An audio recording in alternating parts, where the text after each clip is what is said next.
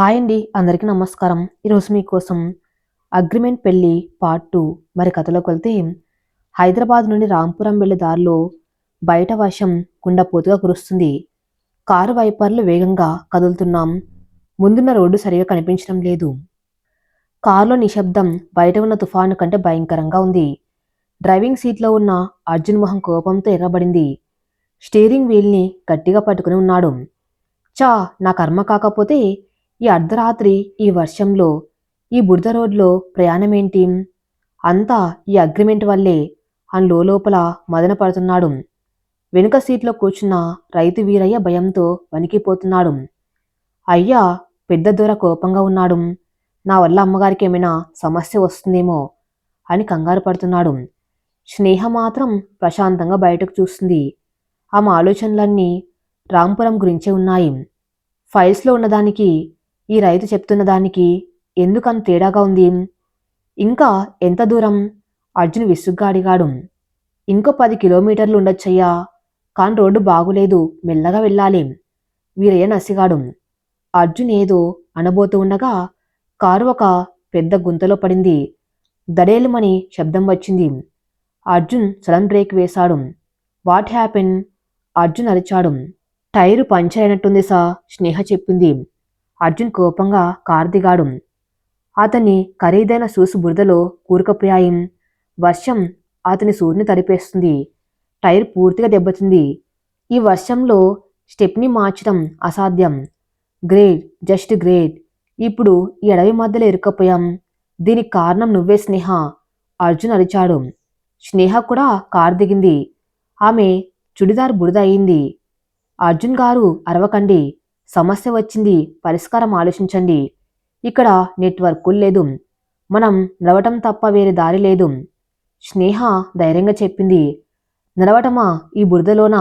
Are you crazy? అయ్యా, మా ఊరిక్కడికి దగ్గరే, 1 కిలోమీటర్ ఉంటుంది. టార్చ్ లైట్ వేసుకుని వెళ్దాం రండి.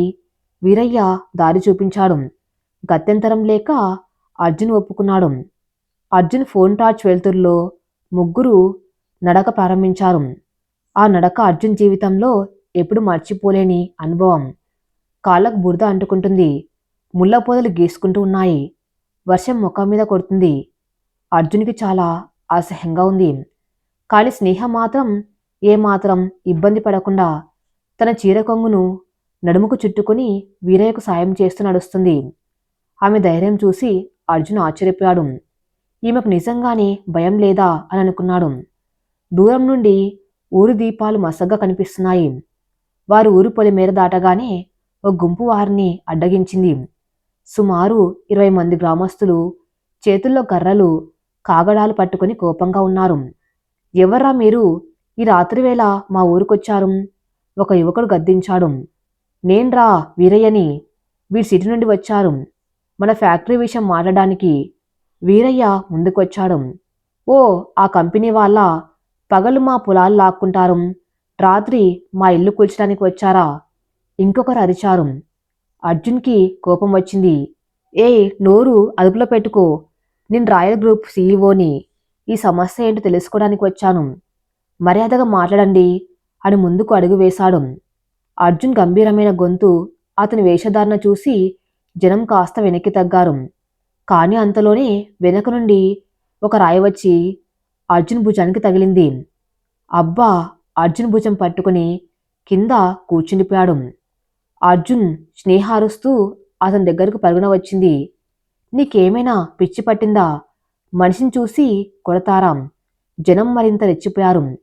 వీళ్ళు మనల్ని మోసం చేయడానికి వచ్చారు, తరిమి కొట్టండి అంటూ కర్రలు పైకెత్తారు. అర్జున్ కొట్టడానికి ఒక కర్ర గాల్లోకి లేచింది. అంతే, క్షణంలో స్నేహ అర్జున్కి అడ్డుగా నిలబడింది. 2 చేతులు చాపి ఆ గుంపు వైపు తీవ్రంగా చూసింది. ఆగండి, దమ్ముంటే నన్ను కొట్టండి. నేను ఒక రైతు బిడ్డను, మీ కష్టాలు తెలిసిన దాన్ని. సమస్య ఉంటే మాట్లాడి పరిష్కరించుకోవాలి, ఇలా రౌడీల్లా కాదు. స్నేహ గొంతుల ఆవేదన, ఆజ్ఞ రెండూ ఉన్నాయి. ఆ మాటలు ఆమెలోని తెగువ చూసి ఆ కర్ర కిందకు దిగింది. గ్రామస్తులు ఆగిపోయారు.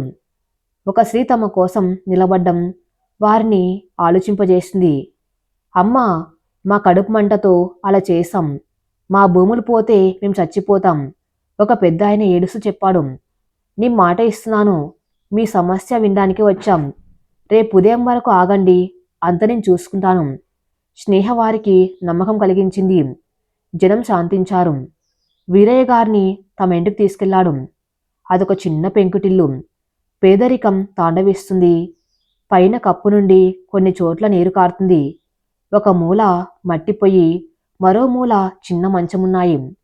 వీరయ్య భార్య గౌరమ్మ కంగారుగా వారికి ఎదురొచ్చింది. అయ్యో దొరగారు, ఇంత పెద్ద వర్షంలో తడిసిపోయారు. లోపలికి రండి సామి. అర్జున్ ఆ ఇంటిని చూసి అయోమయంలో పడ్డాడు. తను నిలబడ్డానికి కూడా సరిపోయిన ఆ చిన్న ఇంట్లో రాత్రంతా ఎలా గడపాలి? అతని భుజం నొప్పిగా ఉంది. బట్టలు తడిసిపోయి ముద్దయ్యాయి. స్నేహ వెంటనే పరిస్థితిని అర్థం చేసుకుంది. గౌరమ్మ గారు, మా ఆయన కాస్త తుడుచుకోవటానికి ఏదైనా బట్ట ఇవ్వండి.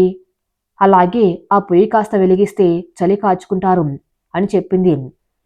గౌరమ్మ ఒక పాత కాని ఉతికిన టవలిచ్చింది. అర్జున్ మొహమాటం లేకుండా దాంతో తలా భుజం తుడుచుకున్నాడు. స్నేహ గౌరమ్మతో కలిసి పొయ్యి దగ్గర కూర్చుని మంట పెంచింది. ఆమెకు ఆ పొగ, ఆ వాతావరణం కొత్త కాదు. అమ్మ తినడానికి ఏమైనా పెడతారా? ఆకలిగా ఉంది. స్నేహ అడిగింది. అయ్యో తల్లి, ఇంట్లో జొన్న రొట్టెలు, ఎర్రకారం తప్ప ఏమీ లేవు. మీరు తింటారో లేదో?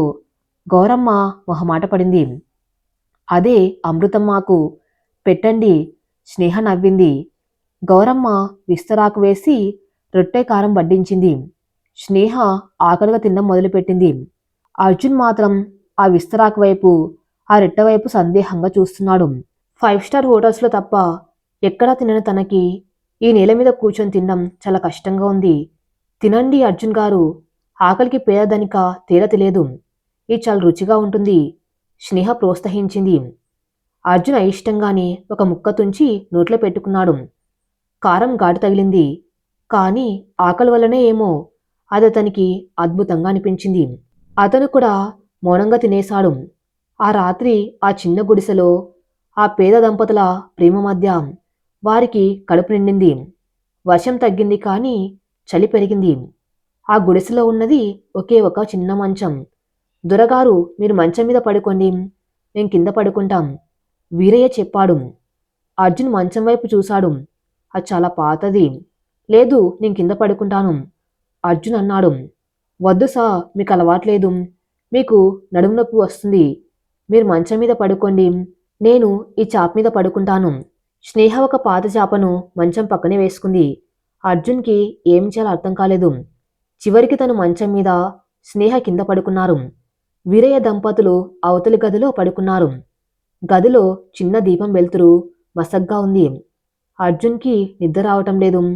భుజం నొప్పి, కొత్త ప్రదేశం, అన్నిటికంటే మించి స్నేహ ప్రవర్తన అతన్ని ఆలోచింపజేస్తుంది. అతను పక్కకు తిరిగి కింద పడుకున్న స్నేహ వైపు చూశాడు. ఆ మలసిపోయి నిద్రలో ఉంది. చలికి ముడుచుకొని పడుకుంది. ఆమె జుట్టు ముఖం మీద పడుతుంది. ఈ రోజు జరిగిన సంఘటనలు ఒక సినిమా రీల్లా అతని కళ్ళ ముందు కదలాయి. తన కోసం ఆమె జనం మధ్యలోకి రావటం, దెబ్బ తగలకుండా అడ్డుపడ్డం, ఈ గుడిసెలో ఏమాత్రం ఇబ్బంది లేకుండా సర్దుకుపోవటం, ఇవన్నీ చూస్తూ ఉంటే తను ఆమెను ఎంత తప్పుగా అర్థం చేసుకున్నాడో అనిపించింది. ఆమె కేవలం డబ్బు కోసం వచ్చిన అమ్మాయి కాదు. ఆమెలో ఒక వ్యక్తిత్వం ఉంది, ఒక నిజాయితీ ఉంది అని మొదటిసారి అర్జున్ మనసు అంగీకరించింది. స్నేహ చలికి వణుకుతూ ఉండటం గమనించాడు. అతను లేచి తను వేసుకున్న ఖరీదైన బ్లేజర్ తీసి మెల్లగా ఆమె మీద కప్పాడు. మళ్ళీ మంచం మీద వచ్చి పడుకున్నాడు. కానీ ఈసారి అతని మనసులో ప్రశాంతత ఉంది. వారి మధ్య గదిలో గీసిన గీత ఇంకా ఉండొచ్చు, కానీ మనసుల మధ్య ఉన్న గోడ మాత్రం బీటలు వాడడం మొదలైంది. రాంపురం గ్రామంలో సూర్యోదయమైంది. పక్షుల కిలకిల రాగాలు, కోడి కూతలు వినిపిస్తున్నాయి.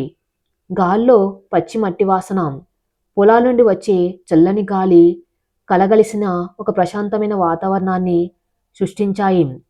అర్జున్ కళ్ళు తెరిచాడు. నులక మంచం మీద పడుకోవటం వల్ల నడుము కాస్త నొప్పిగా ఉంది. అతను చుట్టూ చూశాడు. కింద స్నేహ లేదు. తన రాత్రి స్నేహ మీద కప్పిన తన ఖరీదైన బ్లేజర్ మడత పెట్టి మంచం కోడున నీటిగా ఉంచి ఉంది. అర్జున్ లేచి బయటకు వచ్చాడు. గుడిసె బయట తులసి కోట దగ్గర స్నేహ ఉంది. ఆమె అప్పటికే స్నానం చేసి తడి జుట్టుతో గౌరమ్మ ఇచ్చిన ఒక పాత కాటన్ చీర కట్టుకుని ఉంది. ఆ చీర చాలా సాదాసీదగా ఉంది. రంగులు వెలిసిపోయి ఉన్నాయి. కానీ ఆ ఉదయం ఎండలో ఆ పచ్చని ప్రకృతి మధ్య స్నేహం చూస్తూ ఉంటే అర్జున్కి కళ్ళు తిప్పుకోవడం కష్టంగా అనిపించింది. ఏ మేకప్ లేదు, డిజైనర్ వేర్ లేదు. అయినా ఆమెలో ఒక స్వచ్ఛమైన అందం ఉంది.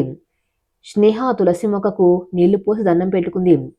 వెనక్కి తిరగగానే అర్జున్ చూసి చిన్నగా నవ్వింది. గుడ్ మార్నింగ్ సా, నిద్ర పట్టిందా అని అడిగింది. అర్జున్ తేరుకొని ఆ పర్లేదు బానే పట్టింది అని సమాధానం ఇచ్చాడు.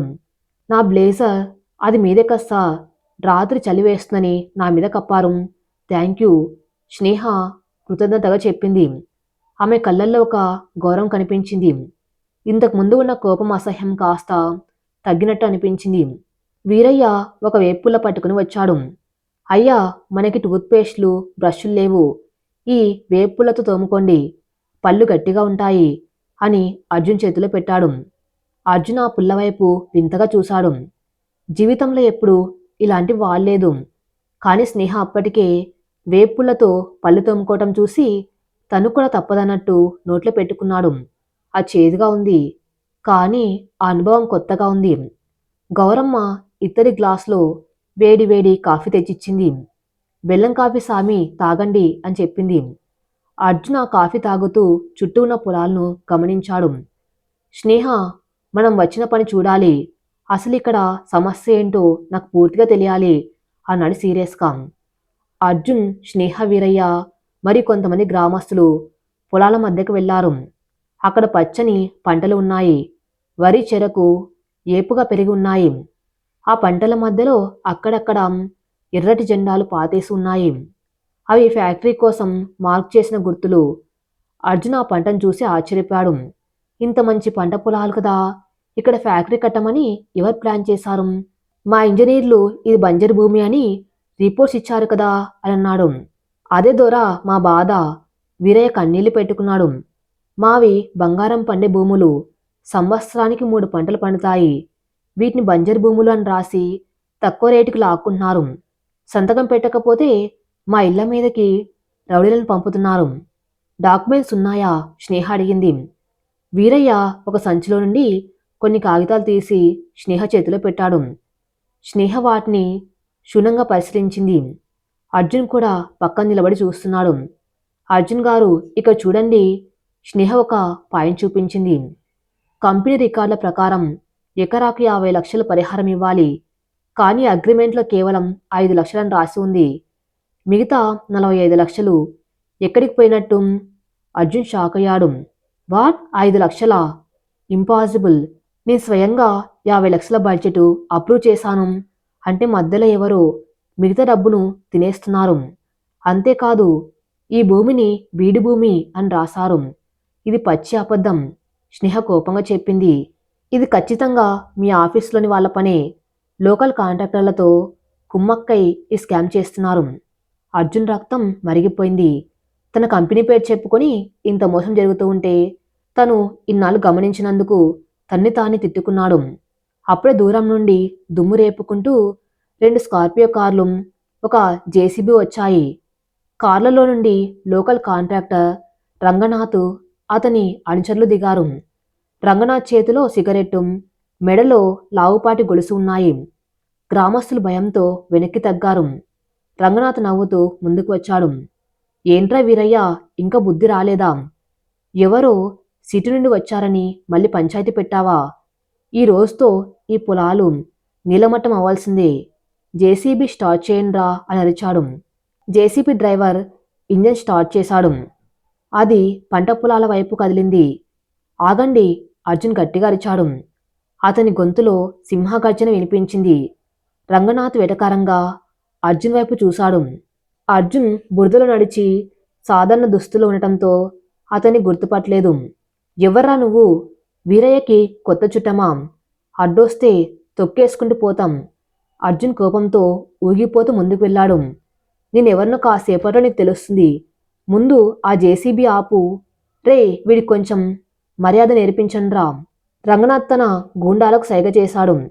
నలుగురు రౌడీలు కర్రలు పట్టుకుని అర్జున్ వైపు వచ్చారు. స్నేహ కంగారు పడింది. అర్జున్ గారు, వాళ్ళు ప్రమాదకరమైన మనుషులు, జాగ్రత్త అని హెచ్చరించింది. కానీ అర్జున్ భయపడలేదు. తన లోపల ఉన్న కోపం కట్టలు తెంచుకుంది. మొదటి రౌడీ కర్ర ఎత్తగానే అర్జున్ వాడి చేయి పట్టుకుని ఒక మెలిక తిప్పాడు. టక్మని శబ్దం వచ్చింది. వాడు విలవిల్లాడుతూ కింద పడ్డాడు. అర్జున్ ఒక ప్రొఫెషనల్ బాక్సర్లా మిగతా ముగ్గురిని క్షణాల్లో మట్టి కల్పించాడు. అతనిలోని ఆవేశం చూసి స్నేహ గ్రామస్తులు ఆశ్చర్యపోయారు. ఏసీ గదుల్లో ఉండే సాఫ్ట్ సీఈఓ అనుకున్నారు, కానీ అతనిలో ఇంత తెగువ ఉందని ఊహించలేదు. చివరికి రంగనాథ్ దగ్గరకు వెళ్ళి అతని చొక్కా పట్టుకుని పైకి లేపాడు అర్జున్. నీకు నేను ఎవరో తెలియదు కదా, నేను Arjun Roy, royal group of ఇండస్ట్రీకి చైర్మన్ని. ఏ కంపెనీ పేరు చెప్పి నువ్వు ఈ అరాచకం చేస్తున్నావు? ఆ కంపెనీ ఓనర్ని, అర్జున్ గర్జించాడు. రంగనాథ్ గుండె ఆగిపోయినంత పనైంది. సా సా మీరా, క్షమించండి సా, తెలియక కాళ్ళ మీద పడ్డాడు. తెలియక కాదు, తెలిసే చేశావు. రైతుల పొట్ట కొట్టి నా కంపెనీ పరువు తీస్తావా? అర్జున్ అతన్ని ఒక తోపు తోశాడు. జేసీబీ డ్రైవర్ భయంతో బండి ఆపేసి పారిపోయాడు. అర్జున్ గ్రామస్తుల వైపు తిరిగాడు. మీ అందరికీ నేను క్షమాపణ చెప్తున్నాను. నా నిర్లక్ష్యం వల్ల ఇదంతా జరిగింది. ఈ ప్రాజెక్టు ఇక్కడ రాదు. ఈ భూములు మీవే. మీకు ఇస్తామన్న నష్టపరిహారం కూడా డబల్ చేసి ఇస్తాను. ఈ మోసానికి కారణమైన ప్రతి ఒక్కరిని జైలుకు పంపిస్తాను. గ్రామస్తులు ఆనందంతో చప్పట్లు కొట్టారు. జై అర్జున్ బాబు జై అని నినాదాలు చేశారు. వీరయ్య వచ్చి అర్జున్ కాళ్ళ మీద పడిపోయాడు. అర్జున్ అతన్ని ఆపి హత్తుకున్నాడు. రైతే రాజంటారు, రాజెప్పుడు కాళ్ళ మీద పడకూడదు వీరయ్య అని అన్నాడు. స్నేహ కళ్ళల్లో నీళ్లు తిరిగాయి. ఈరోజు అర్జున్లో ఆమె ఒక నిజమైన హీరోని చూసింది. డబ్బు అహంకారం కాకుండా అతనిలో మానవత్వం, నాయకత్వ లక్షణాలు చూసింది. అర్జున్ కూడా స్నేహ వైపు చూశాడు. ఈ మార్పుకు కారణం ఆమె అని అతనికి తెలుసు. వీరయ్య ట్రాక్టర్లో వారిని మెయిన్ రోడ్ వరకు దింపాడు. అక్కడి నుండి మెకానిక్ వచ్చి కారు రిపేర్ చేశాడు. హైదరాబాద్కి తిరిగి వెళ్తూ ఉండగా కారులో వాతావరణం నిన్నట్లా లేదు.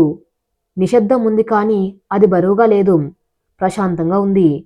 స్నేహ, అర్జున్ డ్రైవ్ చేస్తూ పిలిచాడు. చెప్పండి సా, స్నేహ పలికింది.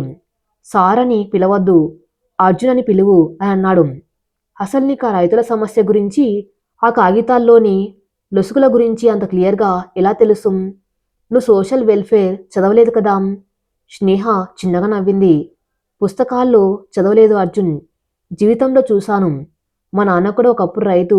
ఇలాగే ఒక కంపెనీ వాళ్ళు ఫ్యాక్టరీ కడతామని వస్తే నమ్మి సంతకాలు పెట్టారు. చివరికి భూమి పోయింది, డబ్బు రాలేదు. ఆ దెబ్బకి మా కుటుంబం బస్తీకి వలస వచ్చింది. నాన్న గుమస్తాగా మారారు. రైతు కూలీగా మారిన బాధ ఎలా ఉంటుందో నాకు తెలుసు.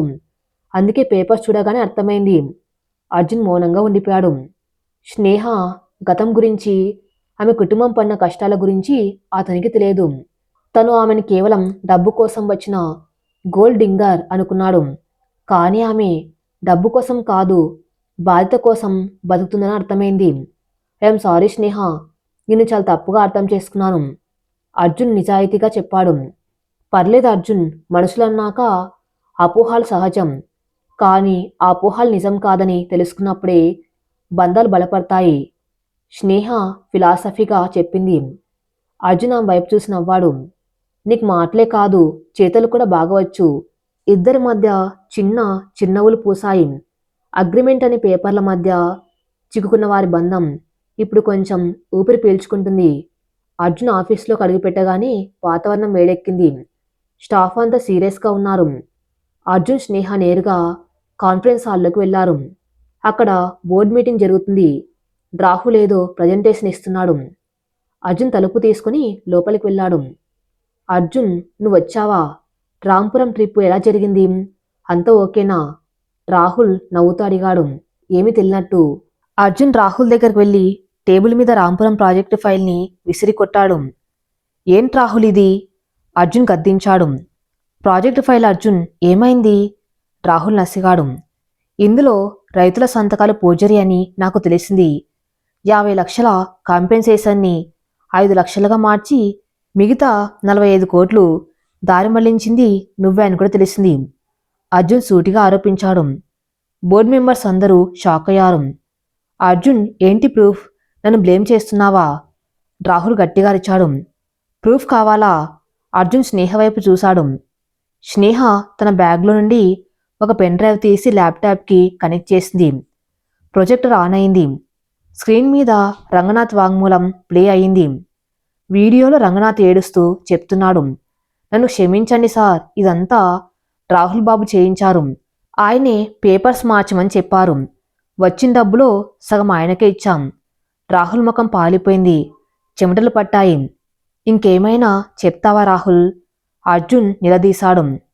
అర్జున్ ప్లీజ్, అది రాహుల్ తరబడ్డాడు. గెట్ అవుట్, అర్జున్ అరిచాడు. నా కంపెనీలో మోసగాళ్లకు చోటు లేదు. ఈ క్షణమే నిన్ను జనరల్ మేనేజర్ పోస్ట్ నుండి టర్మినేట్ చేస్తున్నాను. అంతేకాదు, ఆ డబ్బు మొత్తం రికవర్ అయ్యేదాకా నీ ఆస్తులు సీజ్ చేయబడతాయి. రాహుల్ అవమానంతో తలదించుకుని బయటకు వెళ్ళిపోయాడు. బోర్డు మెంబర్స్ అంతా అర్జున్ నిర్ణయాన్ని సమర్థించారు. మీటింగ్ అయ్యాక అందరూ వెళ్ళిపోయారు. అర్జున్, స్నేహ మాత్రమే మిగిలారు. థ్యాంక్ యూ స్నేహ, నువ్వు లేకపోతే ఈరోజు నేనొక పెద్ద స్కామ్లో ఇరుక్కపోయేవాణ్ణి. నా కంపెనీ పరువు పోయేది, అర్జున్ అన్నాడు. ఇది కంపెనీ కోసం చేయలేదా అర్జున్? ఆ పేద రైతుల కోసం చేశాను, స్నేహ చెప్పింది. అర్జున్ ఆమె దగ్గరకు వచ్చాడు. ఏదైతేనేం you are my partner, agreement partner. అయినా సరే you did a great job, Sneha నవ్వింది. అప్పుడే అర్జున్ ఫోన్ మోగింది. అది వాళ్ళ తాతయ్య విశ్వనాథ్ గారి నుండి. హలో తాతయ్య, అర్జున్ ఎత్తాడు. అర్జున్, న్యూస్ చూశాను. రాంపురంలో నువ్వు చేసిన పని టీవీలో వస్తుంది. రైతులు నిన్ను దేవుళ్ళ కొలుస్తున్నారు. I am proud of you my boy, Viswanath garu సంతోషంగా చెప్పారు. కానీ ఈ క్రెడిట్ అంతా స్నేహదే అని నాకు తెలుసు.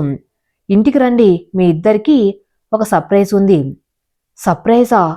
అర్జున్, స్నేహ ఒకరినొకరు చూస్తున్నారు.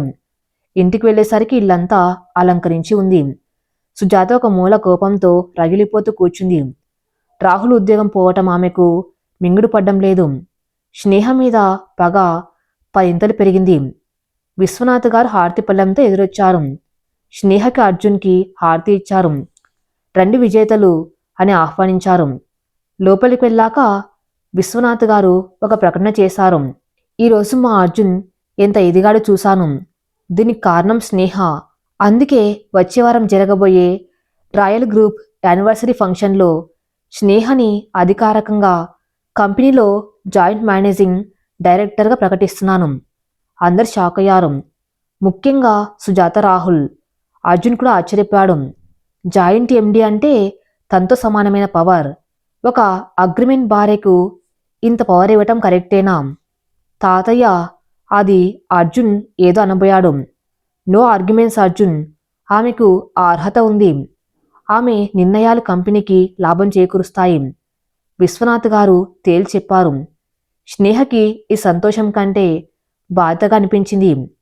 కాని సుజాత కళ్ళల్లో మాత్రం మంటలు ఉన్నాయి. సరే నాన్న, మీ ఇష్టం. కానీ ఈ సంబరంలో ఒక చిన్న విషయం మర్చిపోతున్నారు. వచ్చే వారం అర్జున్ పుట్టినరోజు కూడా. ఆ రోజు మనం ఒక పెద్ద పార్టీ ఇద్దాం, సుజాత కల్పించుకుంది. ఆమె గొంతులో ఏదో కుట్ర ధ్వనిస్తుంది. అవును కదా, అర్జున్ బర్త్డే. విశ్వనాథ్ గారు సంతోషించారు. స్నేహ, నీ భర్త పుట్టినరోజు బాధ నీదే. పార్టీ ఆర్గనైజేషన్ మొత్తం నువ్వే చూసుకోవాలి. స్నేహ తల ఊపింది. అందరూ వెళ్ళిపోయాక సుజాత రాహుల్ గదిలోకి వెళ్ళింది. చూసావా అమ్మా, నా ఉద్యోగం పోయింది. ఆ స్నేహ ఎండి అయిపోతుంది, రాహుల్ ఏడుస్తూ చెప్పాడు. ఊరుకో రాహుల్, ఆట ఇప్పుడే మొదలైంది, సుజాత క్రూరంగా నవ్వింది. అర్జున్ పుట్టినరోజు పార్టీలో స్నేహకి ఒక గిఫ్ట్ ఇద్దాం. ఆ గిఫ్ట్తో ఆమె ఇంట్లోంచి, అర్జున్ జీవితంలోంచి శాశ్వతంగా వెళ్ళిపోతుంది. ఏం చేస్తావమ్మా? రాహుల్ అడిగాడు. స్నేహ గతం తవ్వి తీస్తాను. ఆమెకు ఒక లవరు ఉన్నాడని, వాడి కోసం డబ్బులు దొంగలించిందని ప్రూవ్ చేస్తాను. అర్జున్కి నమ్మక ద్రోహం అంటే అస్సలు పడదు. వాడే స్వయంగా స్నేహని మెడపట్టి బయట గెంటేస్తాడు. సుజాత ప్లాన్ చెప్పింది. రాయల్ ఎంపైర్ ఇల్లు పెళ్లికి అలంకరించినట్టుగా కలకల్లాడుతుంది. రేపు అర్జున్ పుట్టినరోజు. ఎప్పుడు ఈవెంట్ మేనేజర్స్కి డబ్బులిచ్చి చేతులు దులుపుకునే అర్జున్కి ఈసారి ఇంటి వాతావరణం కొత్తగా అనిపిస్తుంది. స్నేహ దగ్గరుండి పనులు చేయిస్తుంది. పని వాళ్లతో పూలదండలు కట్టించటం, లైటింగ్స్ ఎక్కడ బాగుంటుందో చెప్పటం, మెను డిసైడ్ చేయటం, ఇలా ప్రతి చిన్న విషయంలోనూ ఆమె శ్రద్ధ తీసుకుంటుంది. అర్జున్ పైనుండి ఇందాక గమనిస్తున్నాడు. చేతిలో కాఫీ మగ్గుతో బాల్కనీలో నిలబడి హాల్లో హడావిడిగా తిరుగుతున్న స్నేహం చూస్తున్నాడు. కేవలం అగ్రిమెంట్ కోసం ఇంత కష్టపడాలా? డబ్బు ఇచ్చాను కదా, తనింత ఇన్వాల్వ్ అవ్వాల్సిన అవసరం ఏముంది అని అర్జున్ తనకు తానే ప్రశ్నించుకున్నాడు. కాని సమాధానం అతనికి దొరకలేదు. ఆమెలో ఏదో తెలియని ఆకర్షణ, ఏదో నిజాయితీ అతన్ని కట్టిపడేస్తుంది. స్నేహ పైకి చూసింది. అర్జున్ని గమనించి, అర్జున్ గారు, ఇక్కడ ఈ బ్లూ కర్టెన్స్ బాగున్నాయా, లేక గోల్డ్ కలర్ మార్చమంటారా అని అడిగింది. అర్జున్ నవ్వుతూ, నీ ఇష్టం స్నేహ, నువ్వేది చేసినా బాగుంటుంది అని అప్రయత్నంగానే అనేశాడు. అన్న తర్వాత తన మాటకు తానే ఆశ్చర్యపోయాడు. స్నేహముఖం వెలిగిపోయింది. ఆమెకు కూడా అర్జున్లోని ఈ సాఫ్ట్ కార్నర్ కొత్తగా హాయిగా ఉంది. ఇక్కడ వాతావరణం వేరుగా ఉంది. చీకటిగా నిశ్శబ్దంగా ఉన్న ఆ గోడన్లో సుజాత, రాహుల్ ఒక వ్యక్తి కోసం ఎదురు చూస్తున్నారు. కాసేపటికి ఒక వ్యక్తి లోపలికి వచ్చాడు. అతని పేరు రమేష్. చూడ్డానికి అందంగానే ఉంటాడు, కానీ కళ్ళల్లో మోసం, ప్రవర్తనలో రౌడీయిజం కనిపిస్తాయి. అతను చిన్న చిన్న సినిమాల్లో నటించే జూనియర్ ఆర్టిస్టు, మరియు బయట మోసాలు చేసే చిల్లర దొంగ. ఏమ్మా పిలిచారటాం? రమేష్ బీడి కాలుస్తూ అడిగాడు. సుజాత ముక్కు మీద గుడ్డ పెట్టుకుని ఒక బ్యాగ్ని టేబుల్ మీద పెట్టింది. అందులో 5 లక్షలున్నాయి రమేష్. పని పూర్తయ్యాక ఇంకో 5 లక్షలు ఇస్తాను. రమేష్ కళ్ళు మెరిశాయి. అమ్మ బాబోయ్, 10 లక్షలా? ఎవరిని లేపేయాలి చెప్పండి. ఎవరిని చంపాల్సిన పనిలేదు. నువ్వు చేయవలసిందల్లా నటించటం, సుజాత చెప్పింది. నువ్వు రేపు అర్జున్ రాయ్ బర్త్డే పార్టీకి రావాలి. అక్కడ స్నేహ నా అమ్మాయి ఉంటుంది. ఆమె నీ లవర్ అని, నిన్ను మోసం చేసి డబ్బు కోసం అర్జున్ని పెళ్లి చేసుకుందని అందరి ముందు చెప్పాలి. నీకు ఆమెకు మధ్య జరిగినట్లు కొన్ని ఫోటోలు, వాట్సాప్ చాట్సు, ఇవిగో రాహుల్ కొన్ని మార్ఫింగ్ చేసిన ఫోటోలు, ఫేక్ చాట్ స్క్రీన్ షాట్స్ రమేష్కి ఇచ్చాడు.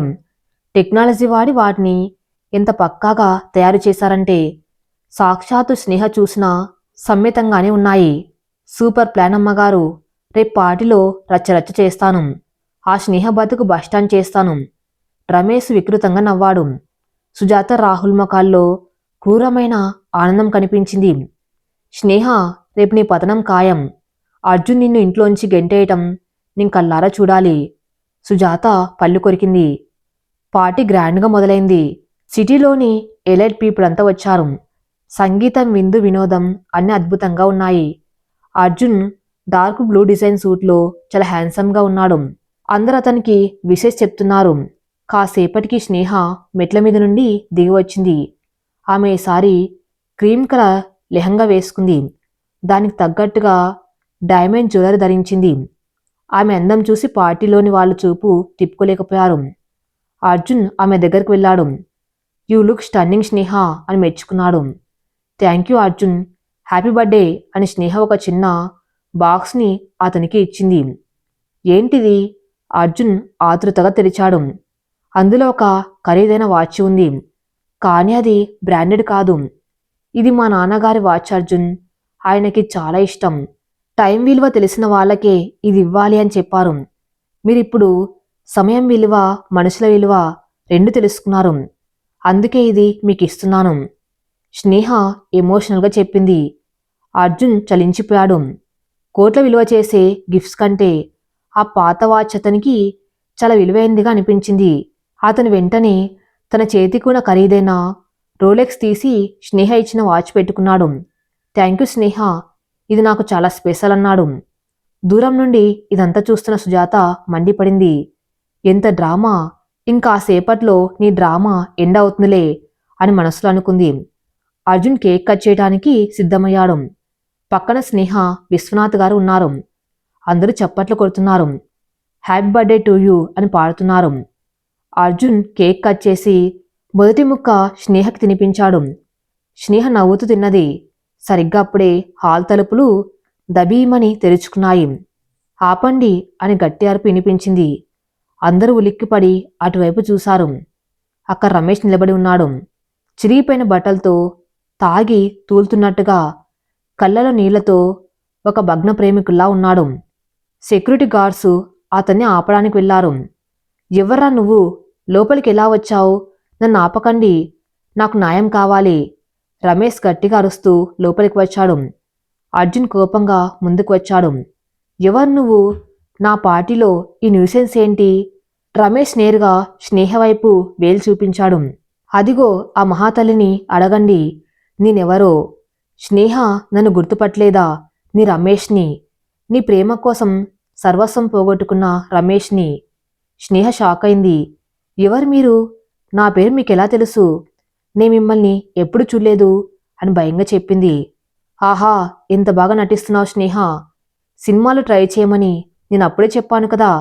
మనం పార్కులో బీచ్లో తిరిగిన రోజులు మర్చిపోయావా? పెళ్లి చేసుకుంటానని బాసలు చేసిన మాటలు మర్చిపోయావా? రమేష్ ఏడుస్తున్నట్టు నటించాడు. అర్జున్ స్నేహ వైపు చూశాడు. స్నేహ ముఖంలో అయోమయం ఉంది.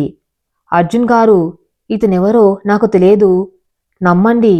స్నేహ బతిమాలింది. అవును సార్, మీకు తెలియదు. ఎందుకంటే ఈమె చాలా గొప్ప నటి. రమేష్ అర్జున్ వైపు తిరిగాడు. సార్, ఈమెకు డబ్బు పిచ్చి. నా దగ్గర ఉన్నదంతా అయిపోయాక మిమ్మల్ని టార్గెట్ చేసింది. మీ దగ్గర డబ్బు కొట్టేసి మళ్ళీ నా దగ్గరకు వస్తానని ప్లాన్ వేసింది. ఇదిగోండి ప్రూఫ్స్. రమేష్ తన జేబులోంచి కొన్ని ఫోటోలు, ప్రింట్ తీసిన వాట్సాప్ చాట్స్ తీసి గాల్లో విసిరేశాడు. అవి అందరి కాళ్ళ దగ్గర పడ్డాయి. అర్జున్ ఒక ఫోటోను తీసుకున్నాడు. అందులో స్నేహ రమేష్ చాలా చనువుగా ఉన్నట్టు ఉంది.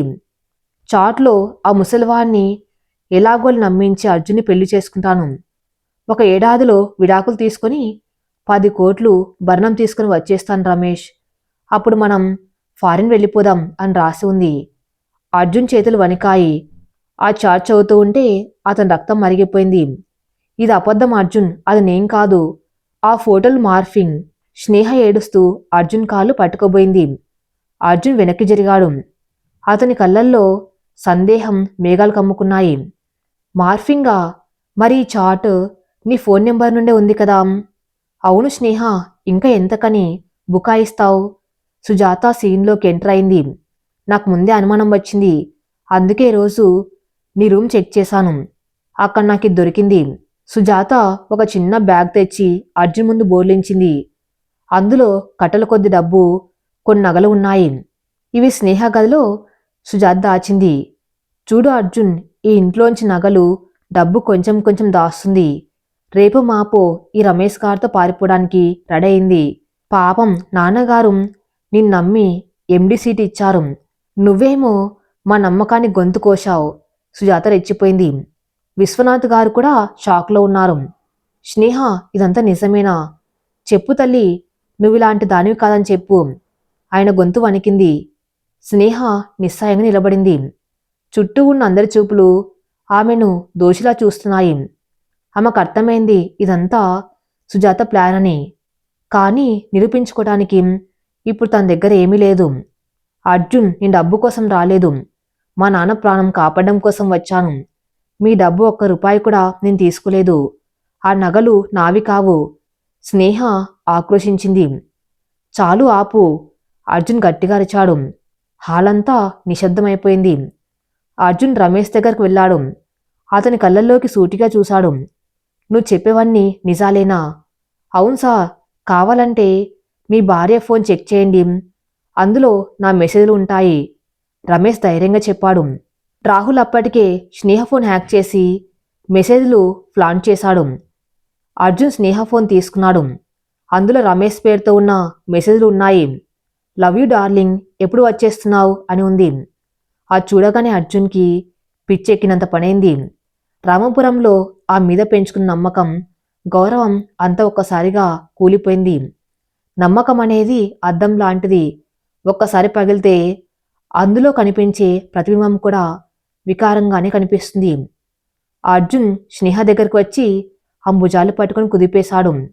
ఎందుకు స్నేహ, ఎందుకిలా చేశావు? నేను నిన్ను నమ్మాను. ఒక అగ్రిమెంట్ వైఫ్గా కాకుండా ఒక ఫ్రెండ్గా, ఒక పార్ట్నర్గా గౌరవించాను. నా తాతయ్య నిన్ను సొంత కూతుర్లా చూసుకున్నారు. మమ్మల్ని ఇంత దారుణంగా మోసం చేస్తావా? డబ్బు కావాలంటే అడగొచ్చు కదా, నీ ముఖం మీద కొట్టేవాణ్ణి. ఇలా ప్రేమని ముసుగు వేసుకుని నాటకమాడాలా? అర్జున్ కళ్ళల్లో నీళ్లు తిరిగాయి. అది కోపం కంటే బాధ ఎక్కువ. అర్జున్, ప్లీజ్ వినండి. అది నా ఫోన్ కాదు. ఎవరో హ్యాక్ చేశారు. స్నేహ చెప్పడానికి ప్రయత్నించింది. గెట్ అవుట్, అర్జున్ అరిచాడు. నా కళ్ళ ముందు ఉండకు. ఇప్పుడే ఇంట్లోంచి వెళ్ళిపో. Arjun, I said get out. Security ఈమెను బయటకు లాగేయండి. అలాగే ఈ రమేష్ గారిని పోలీసులకు అప్పగించండి. అర్జున్ ఆజ్ఞాపించాడు. రమేష్కి డబ్బులు దొరికాయన్న ఆనందం ఒకవైపు, పోలీసుల భయం ఒకవైపు. కాల్ సుజాత కళ్ళతో సైగ చేసింది, నేను చూసుకుంటాను అని. సెక్యూరిటీ గార్డ్స్ వచ్చి స్నేహ చేతిని పట్టుకున్నారు. స్నేహ వారిని విదిలించుకుంది. నన్ను తాక్కండి, నేను వెళ్తానని చెప్పింది. ఆమె అర్జున్ వైపు చివరిసారిగా చూసింది. నిజం నిప్పులాంటిది అర్జున్. ఈరోజు బూడిదలో దాగిగుండవచ్చు, కానీ ఏదో ఒక రోజు బయటకు వస్తుంది. అప్పుడు నువ్వు పడే బాధకు ఇప్పుడు నేను పడే అవమానానికి పోలిక ఉండదు. ఈ వాచ్ అంటూ అర్జున్ చేతికి ఉన్న తన తండ్రి వాచ్ని చూసింది. అది మీ దగ్గరే ఉంచుకోండి. ఎందుకంటే మనిషి విలువ తెలుసుకోవడానికి మీకు ఇంకా చాలా టైం పడుతుంది.